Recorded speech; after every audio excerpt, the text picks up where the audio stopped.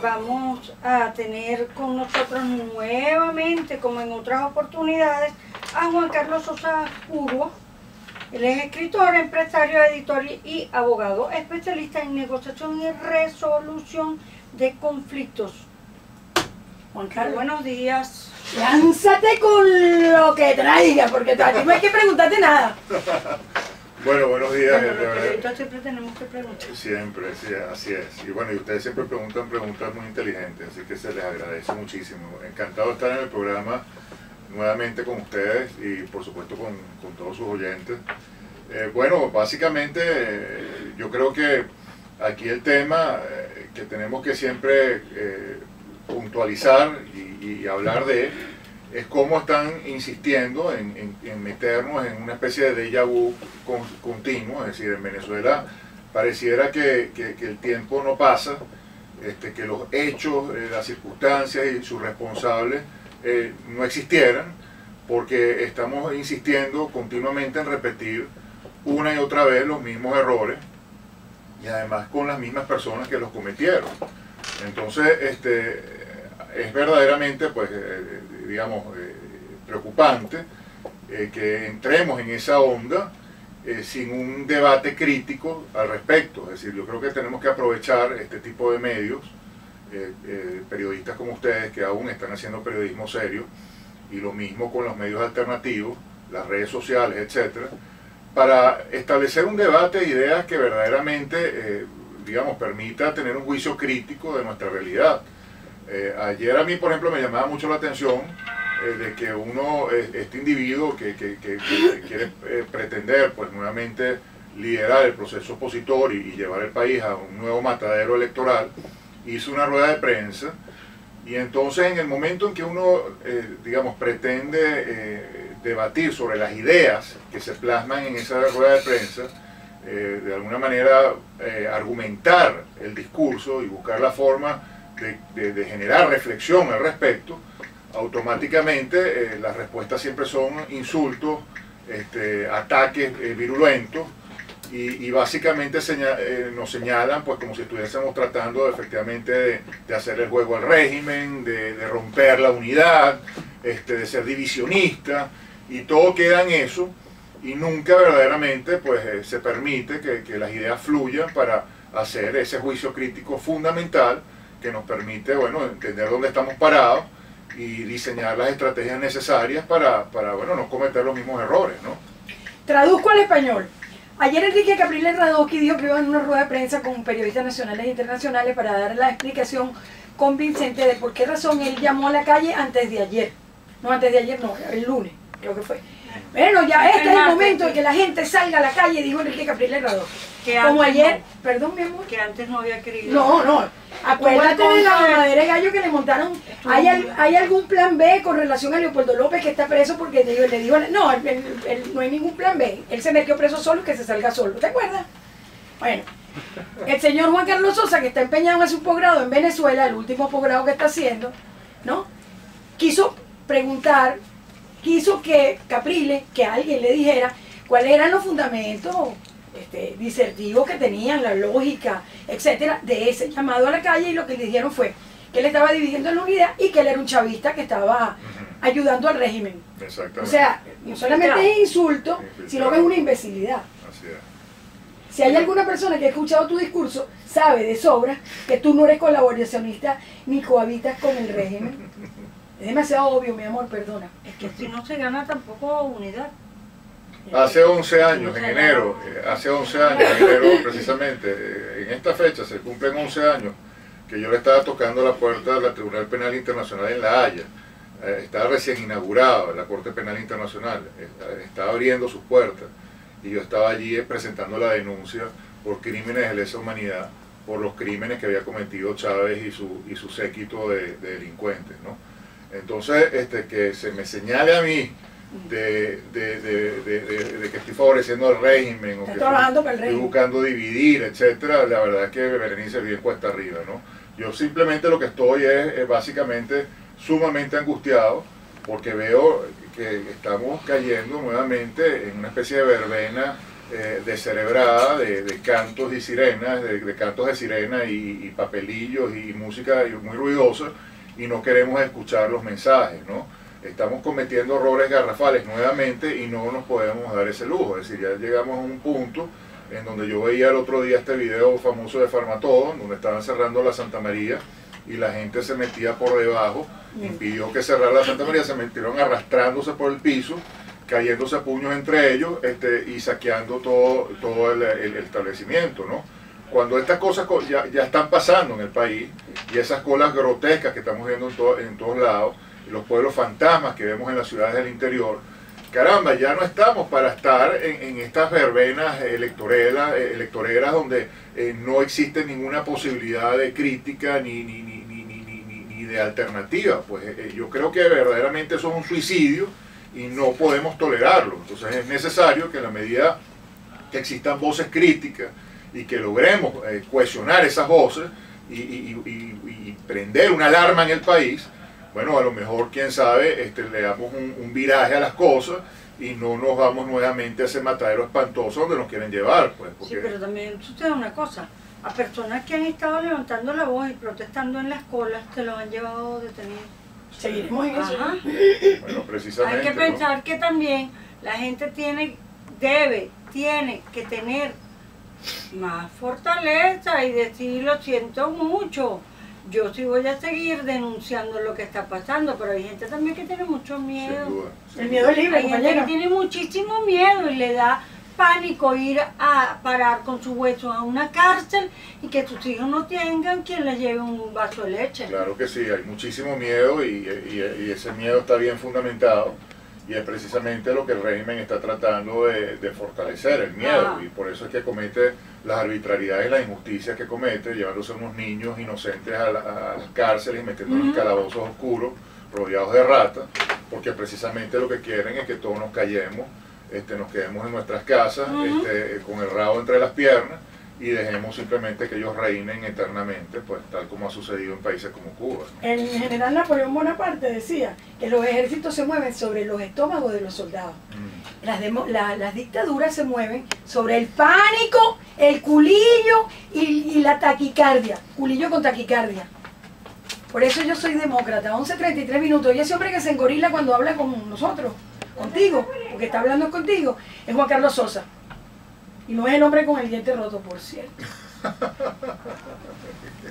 Seguimos con Juan Carlos Sosa, que es grande, que es buen mozo, que es inteligente y que, le repito, no tiene prontuario policial. Y tampoco el hombre del diente roto, que es grandote también, el hombre del diente roto. ¿Sí o no? Bueno, pero se está viajando por todo el mundo. Yo estoy aquí en Caracas echando el pichón. Imputadas No sé. 17 personas por irregularidades en abastos bicentenarios de Ciudad Bolívar. Chico, ¿y te diste cuenta que en Puerto Ordaz estaban saqueando, salieron a pasear una camioneta de la policía nuevecita con unas motos y se chocaron una tras de la otra y quedaron inservibles? Exacto, para comprar una nueva. ¡Qué Pero barbaridad! ¿dónde les van a conseguir? Porque aquí no Bueno, hay. siempre esos negocios se dan, de alguna u otra forma se dan.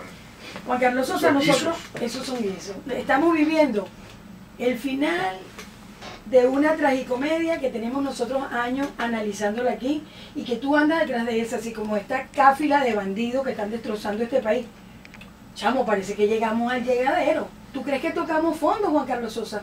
Bueno, siempre hay que recordar, Berenice, que lamentablemente nunca se toca fondo, ¿no? Y que estamos efectivamente en una situación crítica que merece una reacción inmediata. Es decir, el otro día mi hijo me comentaba que pasaba por el centro de Caracas y veía a la gente defecando en la plaza, ¿no? Mentira. Literalmente, o sea, literalmente. Oh my God. Entonces, estamos llegando ya a un estado subanimal, que simplemente como seres humanos no nos podemos dar el lujo de tolerar. Y hay que recordar también que, bueno, que el tiempo no es algo que es gratis y que sobra. Es decir, tenemos que reaccionar porque todavía tenemos esperanza de reconstruir un país. Es decir, en este momento no hay economía, en este momento la gente no tiene empleo, en este momento no hay esperanza, en este momento el exilio es cada vez mayor. Y entonces yo creo que llegó el punto en que tenemos que reaccionar y no adaptarnos a este mundo subanimal en donde simplemente, bueno, nos quieren hacer que nos resignemos a, bueno, a concederle cada cierto tiempo unos camburcitos, unos cuantos, para que supuestamente ocupen unos espacios en el cementerio y se queden tranquilos con la boca cerrada y no hagan verdaderamente una política crítica, ¿no?, a lo que nos está sucediendo. Aquí hay que recordar que Venezuela, afortunadamente, tiene mucho potencial para salir de abajo rápidamente. Tenemos una población joven, que además es una juventud que ha demostrado ser heroica, más allá de lo racional, es una juventud heroica, que yo tengo además el fundamento y el conocimiento de lo bien preparada que está intelectualmente. Tenemos unos recursos que podemos desenterrar rápidamente. Venezuela, precisamente en un momento tan de oscuridad y de tanta tragedia, es el momento perfecto para levantar cabeza con sabiduría y podemos abrirle las puertas al mundo rápidamente, precisamente para recuperar el país. Pero esas son oportunidades que no vamos a tener siempre. Afortunadamente todavía la tenemos, entonces es el momento de reaccionar, porque si no lo hacemos hay que leer también la historia, y la historia está llena de casos trágicos, en donde precisamente países que tuvieron oportunidades maravillosas, las desaprovecharon y perdieron generaciones. Entonces no podemos dejar que eso nos pase. Entonces no sigamos repitiendo los mismos errores. Básicamente yo creo que ese tiene que ser el principal mensaje, ¿no? Pero, vuelvo al tema del miedo. Del miedo que se le ha colado a la gente en el alma, en los huesos, en los huesos, en el estómago. ¿Cómo hacer para que la gente pierda el miedo y sin violencia proteste y defienda sus derechos? ¿Cómo hacer esto en este momento? Efectivamente ese es un tema muy complejo y yo creo que le corresponde más que a la gente, digamos, lo que uno llama el pueblo, entre comillas. A mí nunca me ha gustado ese término. Eso le corresponde principalmente al liderazgo. Yo quiero hacer un llamado básicamente al liderazgo de este país, en todos y cada uno de los sectores, evidentemente no solamente en el sector político, en el sector empresarial, en el sector religioso, en el sector estudiantil, en todos los sectores en donde haya liderazgo, y son los líderes los que tienen que levantar la voz, cohesionar esa voz y darle ánimo a lo que llaman el pueblo, es decir, digamos, inyectar en el sentir nacional una energía y un optimismo y una fuerza que el país necesita. Pero no se puede pretender que el ama de casa, la madre que está haciendo una cola de horas para ver si consigue unos pañales para su bebé, sea la que salga a protestar y la que salga a reaccionar, porque esa señora tiene que comprarle los pañales al bebé y la leche para que el bebé no se muera, pues. Entonces también hay que entender esa realidad. Por eso yo insisto en que es una trampa mortal cada vez que se dice, no, porque es que los cerros no bajan, y es porque los cerros esto, y porque los cerros lo otro. A los cerros no le corresponde eso le corresponde al liderazgo de este país. Es una gran cobardía que ese liderazgo meta la cabeza en la tierra y pretenda que sea la persona que menos medios tiene, menos recursos tiene, menos energía puede tener también, la que reaccione. Porque eso es básicamente una excusa para no hacer nada y quedarnos entrampados. ¿Esto tiene solución? Todo tiene solución en la vida.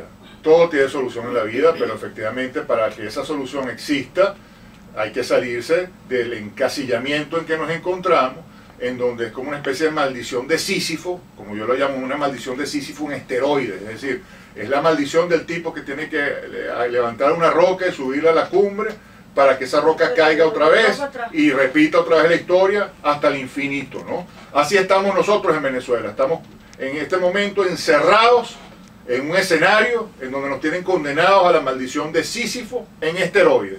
Entonces nos tenemos que salir de ese cuarto, nos tenemos que salir de ese encuadre y comenzar a buscar soluciones diferentes a aquellas que hemos venido buscando todos estos años. Porque si nosotros pretendemos repetir las mismas acciones, y como decía Einstein, buscando resultados diferentes, bueno, estamos locos de remate, pues. Porque esa es la definición de locura, repetir las mismas acciones esperando resultados distintos. Entonces, básicamente la propuesta del sector político formal es esa, repetir las mismas acciones y además con los mismos personajes. Entonces, bueno, ¿qué vamos a esperar? Nada. Están hablando ahorita, por ejemplo, de unas parlamentarias. Yo quisiera, y entonces cada vez que uno sale a cuestionar aquello, entonces se pone con el ejemplo del año 2005 y la abstención del 2005. Es que la gente se le olvida el 2010. Después de las elecciones del Parlamento del 2005 hubo unas elecciones en el 2010. en donde hubo un récord de participación de la gente. O sea, nunca antes había habido tanta participación electoral como en el 2010. ¿Y qué pasó? Bueno, ahí están los resultados, pues. Y no es que hicieron trampa y cambiaron los circuitos electorales. No, es que los diputados que fueron electos ni siquiera iban a las sesiones. Porque en la Asamblea Nacional no hay nada que hacer cuando uno tiene un poder central completamente secuestrado que controla los pocos fondos que le están entrando ahorita al país y que puede hacer lo que le dé la gana porque no respeta el Estado de Derecho. Entonces, cuando hablan de Asamblea Nacional, que es un poder que es capaz de desmontar todo el sistema, y es donde está la verdadera democracia, están hablando paja, porque en definitiva eso es verdad si estuviéramos en Suiza o si estuviéramos en un país efectivamente democrático, pero no es un país que está secuestrado por una dictadura extranjera y que está haciendo con nosotros lo que le da la gana. Entonces, que sigan con ese discurso es verdaderamente un insulto a la inteligencia de cualquiera, ¿no?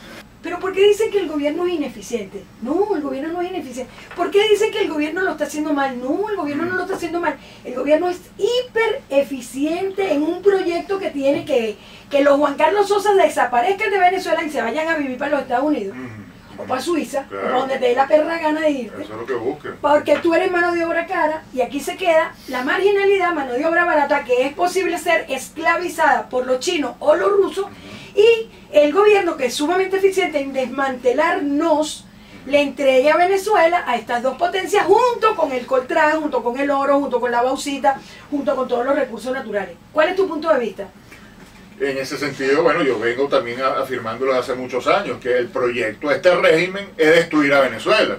Cada vez que salen esos analistas recomendando políticas públicas, a mí me entra un frío en el estómago y digo, pero bueno, por Dios, ¿dónde están parados? Precisamente el objetivo del régimen es destruir a Venezuela para poder reinar eternamente sobre ella. En la medida que, como dices tú, Berenice, también, que exista marginalidad y gente que no tiene ninguna posibilidad real de cambiar sus circunstancias en la vida, porque no tiene los medios cómo hacerlo, entonces estos señores privan y reinan y hacen lo que les da la gana. Entonces por eso es que están estimulando políticas públicas que hacen que la gente que tenga trabajo lo pierda, que tenga un capital lo pierda y que tenga aspiración de futuro se vaya del país. Ese es el objetivo. Entonces, por favor, dejen de hacer recomendaciones al régimen de que cambie y que respete la Constitución y que haga todo eso que le piden que haga, porque el régimen se burla de eso, precisamente su objetivo lo está cumpliendo a cabalidad. Entonces, por eso a mí me parece que cada vez que sale un supuesto líder opositor haciéndole una recomendación al régimen, tiene que ser parte de ese régimen, pues. Porque a esta altura, después de 16 años, que no nos hayamos dado cuenta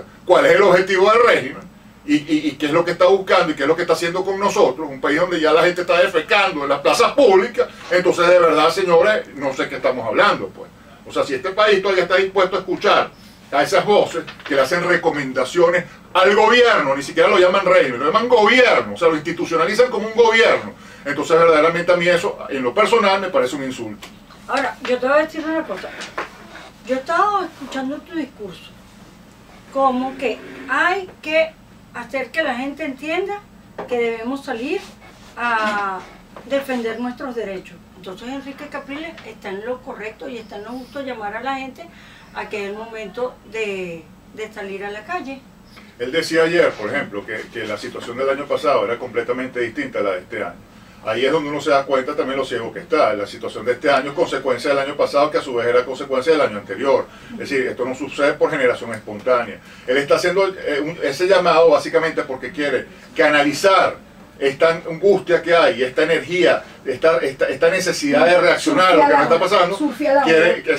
Quiere como esos pastores que arrean el ganado para llevarlo a un lugar específico. Él quiere hacer eso para llevar a la gente nuevamente al matadero electoral. Ese es todo su objetivo. Buscar todos esos toros que están regados por las calles, meterlos todos en cintura y llevarlos como corderitos al matadero electoral. Por eso a mí me parece totalmente inaceptable esa pretensión del señor Capriles, ¿no? Inaceptable. Ahora, pero yo estoy de acuerdo en que se vaya a votar. Yo no soy de las que piensan que la abstención es buena para uno. La abstención per se obviamente no es buena. Es decir, tú lo que es tienes buena que para hacer el gobierno. es que, claro, si no diseñas una alternativa, es decir, el tema está, pero aún así, si no existiese esa alternativa, hoy en día ir a votar es seguir haciéndole el lavado, el engrase al régimen, es decir, seguir en un juego que no hace otra cosa que favorecer al régimen y a todo ese clientelismo que gravita en torno a él. Porque esas personas que están proponiendo ir a votar, no están proponiendo ir a votar para solucionar los problemas del país. Están proponiendo ir a votar para seguir ganando espacio político que les favorece exclusivamente a sus entornos particulares. Entonces, lo que plantean aquellos simplemente están buscando efectivamente beneficios en sus universos particulares, pero el entorno del país está absolutamente destruido.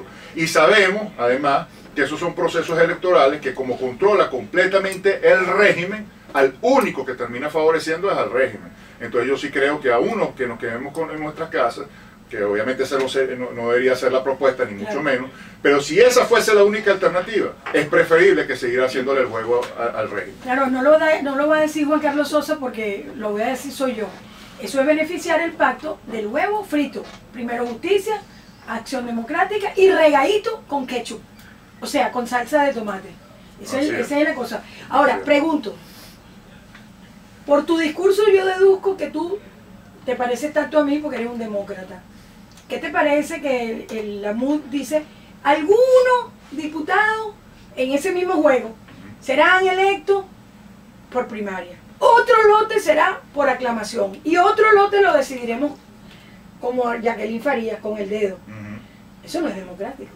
No, ¿qué democrático va a ser, Berenice? Entonces, la retórica democrática es simplemente porque ellos no pueden decir públicamente cuáles son sus verdaderas intenciones y sus verdaderas motivaciones. Entonces nos meten ese cuento de la democracia y la institucionalidad, pero en el fondo ellos son los primeros que no creen en eso. Porque si ellos creyeran en la democracia y en la institucionalidad, no podrían tolerar lo que está pasando. No podrían tolerar lo que está pasando, porque las instituciones están literalmente metidas en una cloaca. Y lo que acaba de pasar en diciembre, el nombramiento de los rectores, la sentencia del Tribunal Supremo de Justicia, eso es inaceptable. Eso es un chiste. Y la rueda de prensa que hizo la MUD después de eso, diciendo que eso se solucionaba yendo a votar, me recordaba a mí una señora que se lanzó a diputada en el 2010 diciendo eso mismo, que iba a llegar al CNE, iba a llegar a la Asamblea Nacional a reformar al CNE. Y llegó a la Asamblea Nacional y bueno, y ahí quedó el CNE, pues. Es decir, porque simplemente no se puede hacer. Es decir, hacen planteamientos y propuestas que no son viables, porque tenemos un sistema que estructuralmente está tan tomado por el régimen y tan podrido, que la forma de hacerlo no es esa, porque simplemente se anula cualquier esfuerzo que se pueda hacer al respecto. Y eso ya está comprobado, es decir, no estamos hablando, no estamos hipotetizando, no estamos sosteniendo una tesis, esto está comprobado con hechos concretos, que basta y sobra leer con un mínimo análisis crítico, para que uno se dé cuenta de las cosas. Es decir, ya son 16 años de experiencia, por Dios, 16 años. A Juan Carlos Sosa le queda en este programa 1 minuto. Si se te quedó algo en el buche, date con furia y frenesí. Bueno, básicamente yo creo que lo principal es no perder la esperanza, pero siempre recordar que la esperanza se tiene que fundamentar sobre hechos racionales y objetivos claros. Es decir, no podemos simplemente tener esperanza por tener esperanza. Fe. Hay que tener fe, pero esa fe se tiene que sustentar en acciones contundentes y bien orientadas, con una brújula bien programada y bien calibrada. No podemos, insisto, seguir repitiendo los mismos errores del pasado. Felicitamos a los maestros en su día, que hoy es su día. Ok, pregúntale a Sosa con qué se come su propuesta. Gracias, Ángela Horvat. No se come, se hace, ¿no? Toma tu tomate. Con una campaña dura en su contra, le tienen a Capriles, tanto que Radio Caracas Radio colaboró mucho para la división de la mesa de la unidad. Señora Oli Gil, yo le voy a confesar algo. Yo no soy empleada de Capriles, tampoco soy empleada de RCR, no soy novia de Juan Carlos Sosa Purva y no soy amiga de políticos. Y yo digo y entrevisto a quien me parece que está diciendo la verdad o la mentira. En este caso este hombre no vino aquí a una campaña contra Capriles, ¿oyó? No.